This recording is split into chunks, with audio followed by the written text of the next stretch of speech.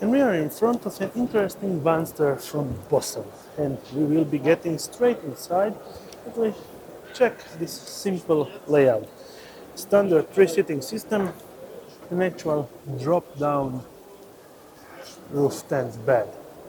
And going on the back, we have the actual kitchenware laid out in a system like that with four cabinets and also your waste and water unit and slide out with your kitchen, and actually this also slides out, and actually we can make here another bed.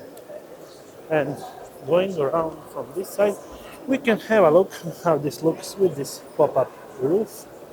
And going from this side, that's a standard Citroen chassis.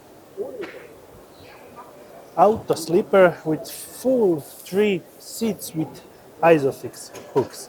Pretty nice if you want to use and camper every day. And that's actual specs of it with the final price of a reasonable 55,823. And this is actually the look another time from far out.